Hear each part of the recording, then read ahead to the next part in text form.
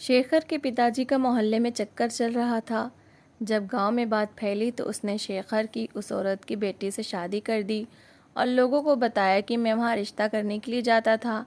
और शेखर के पल्ले अनपढ़ बांध दी जो बहुत ही बदतमीज़ थी और लोगों के बीच शेखर की बेइज्जती कर देती। जब शेखर उसे छोड़ने की बात करता तो उसका बाप कहता कि मैं तुम्हें जायदाद से बेदखल कर दूंगा। आखिर तंग आकर शेखर शहर चला गया और उसने वहाँ पर दूसरी शादी कर ली। और कुछ समय बाद वो घर आया तो उसके ये देखकर होश उड़कर रह गए कि पिताजी और उसकी पत्नी। पिताजी, आप मुझे बताते क्यों नहीं हैं? रंजना मौसी से आपका क्या रिश्ता है? आप क्यों उनके घर जाते हैं? शेखर ने आज फिर अपने पिता से वही सवाल किया था जो पिछले 1 महीने से कर रहा था, लेकिन उसके पिता रमेश ने कोई जवाब नहीं दिया था। लेकिन इस बात वो फैसला कर चुका था कि अपने बाप से इस बात का जवाब ज़रूर लेगा। वो कहने लगा, पिताजी अब बताते क्यों नहीं हैं? वो कहने लगे, तुम्हारे किसी फालतू सवाल का मेरे पास कोई जवाब नहीं है। शेखर कहने लगा, ये बात फालतू नहीं है। मोहल्ले वाले बातें कर रहे हैं, आपके चरित्र पर उंगली उठा रहे हैं। बताएं मैं क्या जवाब दूं कि मेरा बूढ़ा बाप उस औरत के घर में क्यों जाता है जिसकी सिर्फ एक बेटी है और उसके घर में कोई आदमी नहीं है, ना पति और ना बेटा। क्या बहाना बनाएंगे आप मोहल्ले वालों के सामने? कैसे अपने चरित्र की सफाई देंगे कि आप वहाँ पर किससे मिलने जाते हैं और जिस घर में सिर्फ 2 औरतें हैं? बड़े गुस्से से रमेश ने अपने बेटे को देखा था जो बिना सोचे समझे बोले जा रहा था। कहने लगे कि मैं किसी को जवाब देने के बाद नहीं हूँ। जिसने मेरे बारे में जो सोचना है सोच ले। शेखर कहने लगा, लेकिन मैं इसी मोहल्ले में रहता हूँ। मेरी इज्जत पर इन बातों से फ़र्क पड़ता है क्योंकि आपने अपनी ज़िंदगी तो जैसे गुजारनी थी गुजार ली, लेकिन मेरी इज्जत का सवाल है। उसके पिता ने उसकी बात एक कान से सुनी और दूसरे कान से निकाल दी। रंजना के घर तो जैसे रमेश का दिल अटका हुआ था। जब भी शाम का समय होता, नहा धोकर कपड़े पहनकर अपने सफ़ेद बालों को काला करके वो रंजना के घर चले जाते। वो भी रमेश को देखकर बड़ी खुश होती थी। अपने घर का दरवाज़ा खोल देती, फिर अपनी बेटी से कहती, जा अंकिता, जा जल्दी से अपने चाचा के लिए चाय बना कर ला। सारी दुनिया की बदतमीज़ अंकिता मुंह बनाते हुए चाय बनाकर रखती और ख़ुद अपने कमरे में चली जाती। रंजना एक विधवा औरत थी, लेकिन शाम के समय तैयार होकर साफ सुथरे कपड़े पहन के हल्का फुल्का मेकअप करके दरवाज़ा खोलकर खड़ी हो जाती थी। जो भी वहाँ से गुजरता रंजना उसे मुस्कुरा मुस्कुरा कर देखती। आदमी उसे देखते ही नज़रें बदल लेते थे, लेकिन रमेश को वो अच्छी लगने लगी। पहली मुस्कुराहट का जवाब मुस्कुराहट से लेकर बातों की शुरुआत हो गई और उसके बाद तो जैसे सिलसिला चल निकला। एक बार तो रंजना ने खुद ही कहा कि अगर आपको बुरा ना लगे तो मेरे हाथ की 1 कप चाय पीकर चले जाएं।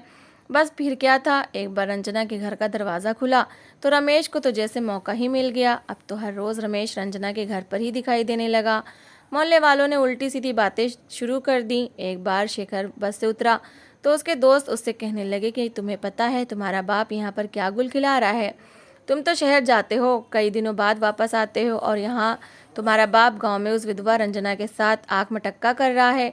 शेखर की शहर में नौकरी थी और वो हर सप्ताह आता था। रविवार का दिन रहता और सोमवार की सुबह सुबह निकल जाता था। घर के सारे खर्चे शेखर के सर पर थे। उसे तो घर की जिम्मेदारियों से ही फुर्सत नहीं मिलती थी क्योंकि रमेश कोई काम नहीं करता था। बेटा कमाता था, खर्च रमेश करता। शेखर ने कहा भी था कि अभी से उसकी शादी के लिए पैसे जमा करना शुरू कर दें, इसी खर्चे में से बचा लें। वैसे भी मैं तो पूरा सप्ताह शहर में रहता हूँ, आप अकेले रहते हैं, एक अकेले आदमी का क्या खर्चा हो सकता है? लेकिन रमेश का जब से रंजना से चक्कर चला था, ज़्यादातर पैसे तो वो उसी पर खर्च करता था। कभी उसकी फरमाइश पर उसे पिज़्ज़ा ला कर देता तो कभी कढ़ाई वाला सूट उसे ख़रीद कर देता, कभी कुछ तो कभी कुछ। और ख़ुद पर रमेश को इतना रुपया खर्च करता देख रंजना बड़ी खुश थी। उसे ये नहीं पता था कि मोहल्ले वाले इन दोनों को लेकर कैसी कैसी बातें कर रहे हैं। पूरे गांव में उनके चर्चे मशहूर होने लगे। जब शेखर को ये बात पता चली तो उसे अपने कानों पर विश्वास ही नहीं आया। उसने अपने दोस्तों से कहा कि मेरे पिताजी इस उम्र में ऐसा क्यों करेंगे? अगर उन्हें शादी करनी होती तो तब करते जब मेरी माँ का देहांत हुआ था। इस बात को 7 साल गुजर गए, मेरे पिताजी ने तो दूसरी शादी की कभी बात ही नहीं की। तुम लोग जानबूझकर झूठ बोलकर हम माँ बाप बेटे की लड़ाई करवाना चाहते हो। शेखर तो जैसे भड़क उठा था, लेकिन उसके दोस्त कहने लगे, तुम्हें विश्वास नहीं आता तो जाके अपने पिता से पूछ लो। जैसे ही शेखर घर पहुंचा, पिताजी के काले बालों को देखकर उसे हैरत हुई थी। उनकी दाढ़ी अक्सर बढ़ी रहती थी, लेकिन आज क्लीन शेव थे। पिताजी का हुलिया देखकर लग ही नहीं रहा था कि वो एक जवान बेटे के बाप हैं। वो तो यूं लग रहे थे कि शेखर के बड़े भाई हों। शेखर तो अपने पिता का ये रूप देखकर हैरान हुआ था। कहने लगा, ये क्या हुलिया बना रखा है? ये कहना था कि रमेश के माथे पर बल पड़े। कहने लगे, क्या मतलब है तुम्हारा? क्या होलिया बना लिया है मैंने? वो अकड़कर बात कर रहे थे। शेखर कहने लगा, पिताजी आपके बाल तो आधे से ज़्यादा सफ़ेद हो चुके थे, आपने कलर लगवाया है? कहने लगे, हाँ लगवाया है, अभी मेरी इतनी उम्र थोड़ी है। वो तो मेहनत तय कर कर के तुम्हारी पढ़ाई के खर्चे उठा उठा के उम्र से पहले मेरे बाल सफ़ेद हो गए। क्या है जो मैंने कलर कर लिए, दुनिया करवाती है।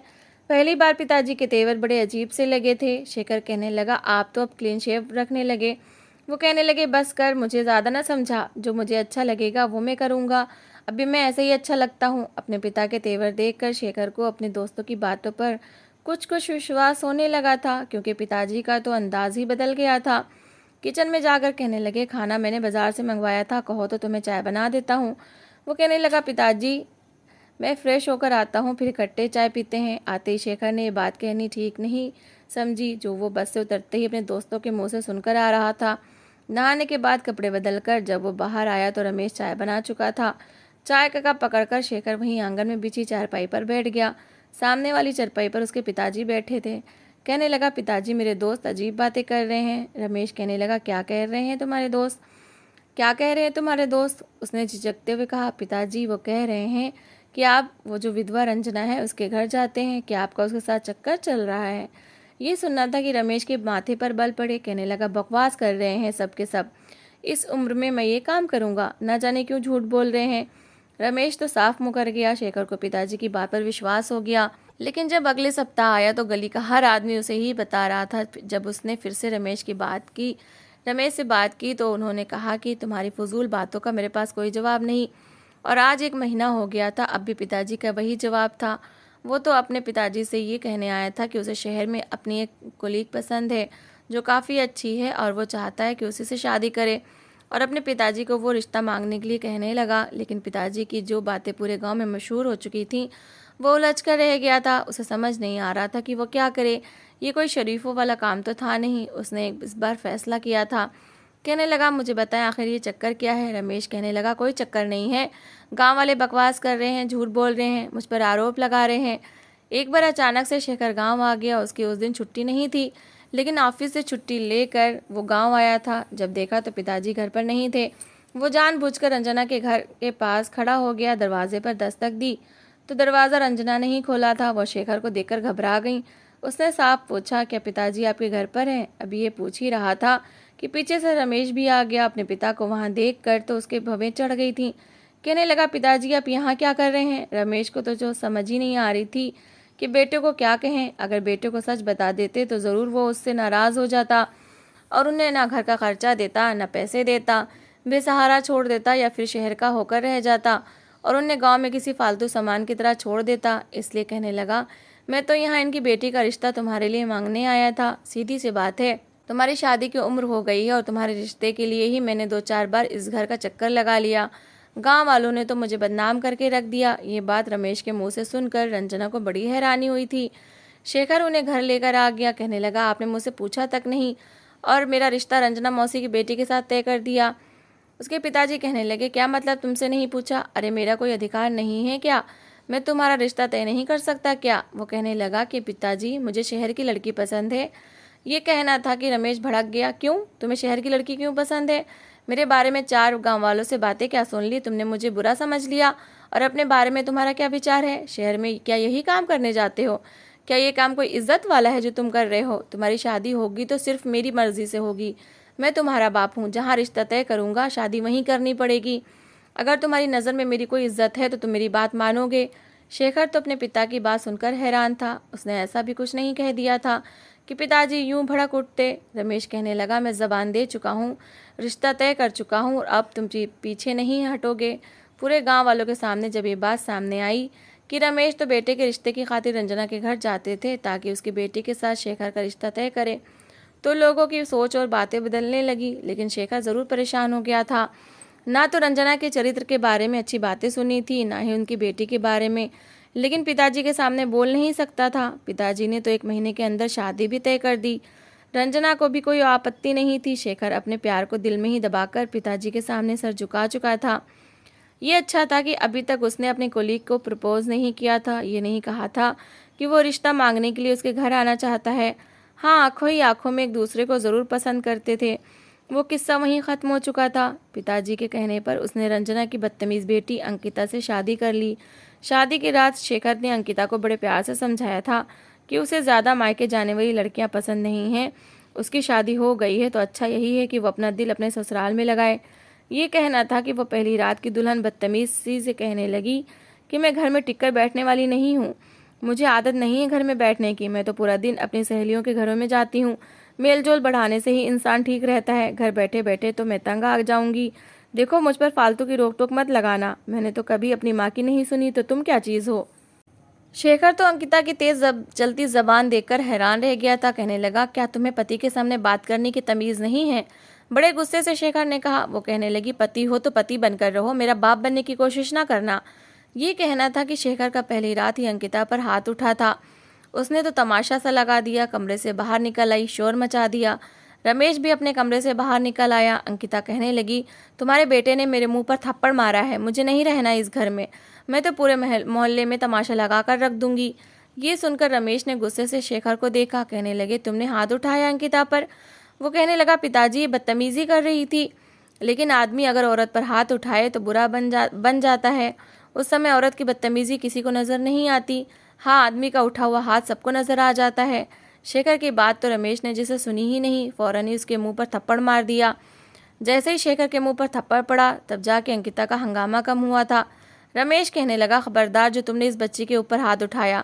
एक तो ये बिन बाप की बच्ची है, अपना सब कुछ छोड़कर यहाँ आई है, और तुम हो के इस पर हाथ उठा रहे हो। शेखर गुस्से के मारे ऐसा था कि उसका दिल चाह के घर से ही बाहर निकल जाए। पिताजी ने तो ये भी नहीं देखा था कि पत्नी सामने खड़ी है और उनकी इस तरह की हरकत से उसकी पत्नी सर पर चढ़ जाएगी। फिर रमेश ने अंकिता से कहा, जाओ बेटा, तुम अपने कमरे में जाओ, मैं इसे समझा दूंगा। आज के बाद तुम्हें कुछ नहीं कहेगा। वो कहने लगी, मुझ पर ज़्यादा रोक टोक ना लगाएं। मैं दिन में 10 बार जाऊंगी मोहल्ले में। अपनी माँ से रोज़ मिलने जाऊंगी। ये कौन होता है मुझे रोकने वाला। वो जाहिल लड़की पहले ही रात शेखर के दिल से उतर चुकी थी। वो अपने कमरे में चली गई। रमेश कहने लगा, आज के बाद तुमने अंकिता के साथ बुरा व्यवहार किया या उस पर हाथ उठाया तो मुझसे बुरा कोई नहीं होगा। मैं जानता हूँ तुम अपनी कड़वाहट निकाल रहे हो। तुम्हारी शादी मैंने तुम्हारी पसंद से नहीं की, इसलिए अंकिता से लड़ रहे हो। देखो, मैं ये सहन नहीं करूँगा कि तुम एक अनाथ लड़की के साथ ज्यादती करो। रमेश की बात पर शेखर चुपचाप बैठा रहा, कुछ नहीं कहा, लेकिन रात भर कमरे में भी नहीं गया। अंकिता को इस बात की थोड़ी भी चिंता नहीं थी कि उसका पति पहली रात उससे नाराज है। उसने तो दोबारा शेखर की शक्ल तक नहीं देखी, अपने में मगन रहती थी। शेखर को लगा कि शायद उसे अपनी गलती का एहसास हो तो वो उससे माफ़ी मांग ले, लेकिन वो गलत था। वो लड़की बहुत बदतमीज़ और घमंडी थी। शादी को 3 दिन गुजरे थे कि शेखर ने खुद उससे माफ़ी मांगी और अपना व्यवहार ठीक रखने का भी कहा। 5 दिन की छुट्टी वो लेकर आया था, लेकिन अंकिता ने तो उसे साफ साफ कहा कि वो उससे दूर ही रहे तो अच्छा है। शेखर ने भी दोबारा उसके पास जाने की कोशिश नहीं की, क्योंकि जिस तरह से उसने बदतमीजी की थी वो दोबारा उसे दोहराना नहीं चाहता था। चौथे दिन रंजना भी घर पर ही दिखाई देने लगी। बेटी के गले लगी, आंसू बहाने लगी कि 4 दिन में ही मैं तो उदास हो गई। ऐसा मेकअप करके आई थी जैसे कि अंकिता की नहीं, रंजना की शादी हुई हो। जब से रंजना घर पर आई थी, रमेश को तो जैसे चैन ही नहीं आ रहा था। जल्दी से बाजार से समोसे, कचौड़ी और मीठे में मिठाई का डिब्बा भी ले आया। शेखर तो इतनी आवभगत देखकर हैरान था। रमेश कहने लगा, खाना खाएं बगैर मैं आपको जाने नहीं दूंगा। वो भी जाने के मूड में नहीं थी। आराम से बैठ गई, खाना खाया और रमेश के साथ बातों में व्यस्त हो गई। लेकिन अंकिता नहीं बैठी थी। खाना खाकर अपने कमरे में जाकर मोबाइल में व्यस्त हो गई। शेखर भी थोड़ी देर बैठा था, फिर उठकर जब कमरे में आया तो अंकिता फ़ोन पर किसी से बात कर रही थी। कहने लगी, हाँ, शादी ना हो गई, सज़ा ही हो गई मेरे लिए।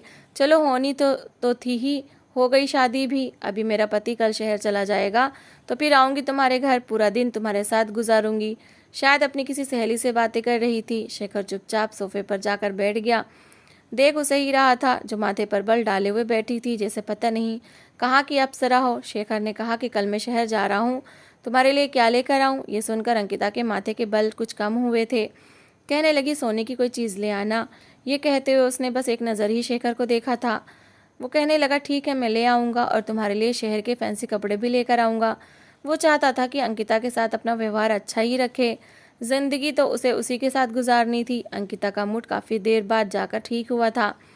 सुबह शेखर वापस शहर चला गया। रोज़ अंकिता को फ़ोन भी करता था, लेकिन वो बस कुछ देर बात करती और फरमाइशों की लिस्ट उसे बता देती कि मेरे लिए ये लेकर आना, वो लेकर आना। शेखर की ये चीज़ चाहिए, वो चीज़ चाहिए। शेखर वो सब चीज़ें लेकर एक सप्ताह बाद पहुंच जाता, लेकिन अंकिता का वही व्यवहार रहता था। उसने शेखर से बात तक नहीं की और चीज़ों से भरा बैग उसके हाथ से ले लिया। खोलकर देखने लगी, तब उसके चेहरे पर मुस्कुराहट आई। सारी चीज़ें देखकर बहुत खुश हुई। रमेश भी बहुत खुश हुए। अंकिता से कहने लगे, बेटा इसमें से कुछ चीज़ें अपनी माँ को भी दे देना। ये सुनकर अंकिता कहने लगी, हाँ हाँ दे दूंगी। पूरा बैग वो अपने कमरे में ले गई। शेखर से ये तक नहीं पूछा कि तुम भूखे हो कि नहीं, खाना खाओगे कि नहीं। वो भूखा प्यासा 2 घंटे की यात्रा करके पहुंचा था। नहाने के बाद कहने लगा, अंकिता मुझे भूख लग रही है, क्या बना है? कहने लगी, मुझे तो खाना बनाना नहीं आता, तुम्हारे पिताजी बाजार से कुछ लाए हैं, खा लो, फ्रिज में रखा होगा। बुरा सा मुंह बनाकर उसने कहा और अपने लिए मंगवाई दर्जन नेल पॉलिश में से एक नेल पॉलिश अपने नाखून पर लगाकर देखने लगी। वो चुपचाप किचन में आया, अपने लिए खुद चावल गर्म किया, खाना खाया, फिर अंकिता से कहने लगा, जाओ अच्छे से तैयार होकर आओ। वो कहने लगी, अभी तो मेरा ऐसा कोई मूड नहीं है। शेखर को ये सुनकर बड़ा गुस्सा आया था। कहने लगा, क्या मतलब है तुम्हारा? मैं तुम्हारे लिए तुम्हारी फरमाइश की सारी चीज़ें लाया हूँ, तुम्हारी हर चीज़ का ख्याल रख रहा हूँ। क्या तुम्हारा कर्तव्य नहीं बनता कि अपने पति का ख्याल रखो? कहने लगी, मैं अपने मूड पर चलती हूँ, समझे? मैं तुम्हारी बातों पर गुलामी की तरह असर नहीं हिलाऊंगी कभी भी। वो कहने लगा, तो मैं क्या तुम्हारा नौकर हूँ जो तुम्हारी फरमाइश की हर चीज़ लेकर आया हूँ? शेखर को उसकी बात बहुत बुरी लगी थी। कहने लगी, बस मेरा मूड नहीं है, इसलिए मुझसे उम्मीद ना रखना कि तुम्हारे पास आऊँगी, जब मूड होगा तभी आऊँगी। शेखर को बहुत गुस्सा आया। कहने लगा, मैं यहाँ पर महीने भर के लिए नहीं आया, बस आज की रात है और कल की रात है, फिर मैं चला जाऊँगा, फिर 1 सप्ताह बाद आऊँगा। वो कहने लगी, मेरी बला से 1 सप्ताह भी बाद ना आओ, मुझे कोई फ़र्क नहीं पड़ता। शेखर ने बहुत कोशिश की, लेकिन अंकिता कभी भी उसकी किसी बात को नहीं मानती थी। किसी बात पर ये नहीं कहती थी कि ठीक है कर लूँगी। खाना तो वो बनाती नहीं थी, घर की सफाई का उसे कोई पता नहीं था। रमेश ने हर काम के लिए कामवाली रखी हुई थी, खाना बाजार से आता था। पता नहीं उन्हें अंकिता की इन सब आदतों के बाद भी अंकिता बुरी क्यों नहीं लगती थी, वो क्यों उसे इतना बर्दाश्त कर रहे थे। एक बार शेखर जब घर आया तो उसने देखा कि अब तो रंजना भी घर नहीं आती थी। मोहल्ले वालों से पता चला कि माँ बेटी का पिछले दिनों बहुत झगड़ा हुआ है और अंकिता ने अपनी माँ को धक्के देकर घर से निकाला है कि आइंदा उसके घर न आए। अंकिता के इस तरह के व्यवहार से शेखर बहुत ज़्यादा तंग आ चुका था, इसलिए उसने अपने पिता को बताए बगैर शहर में अपनी उसी कोलीग से शादी कर ली। वो लड़की काफ़ी अच्छी थी और शेखर उसे और उसके माता पिता को सब कुछ बता चुका था। शेखर की सैलरी भी अच्छी खासी बढ़ चुकी थी। उसने किराए का एक घर शहर में लिया और अपनी दूसरी पत्नी के साथ रहने लगा। उसने अपने पिता को दूसरी शादी का इसलिए भी नहीं बताया क्योंकि पहले भी वो ये बात रमेश से कह चुका था कि अंकिता से कहें कि अपना व्यवहार मेरे साथ ठीक रखे, वरना मैं दूसरी शादी कर लूँगा, क्योंकि ना तो वो मुझे मेरा अधिकार दे रही है, ना ही मेरी कोई सेवा करती है, मेरे लिए खाना तक नहीं बनाती। ये सुनना था कि रमेश शेखर से गुस्से से कहने लगा, कहा कि अगर तुमने ऐसा कदम उठाया तो याद रखना कि मैं अपनी जायदाद से तुम्हें निकाल दूंगा। वो बेचारा बहुत परेशान था, लेकिन अंकिता के व्यवहार से बहुत ज़्यादा परेशान था। बहुत परेशान होकर उसने ये कदम उठाया था। अपनी दूसरी शादी का उसने किसी को नहीं बताया, लेकिन उसकी दूसरी पत्नी निशा का व्यवहार उसके साथ बहुत अच्छा था। वो बहुत सुलझी हुई औरत थी और शेखर का बहुत ख्याल रखती थी।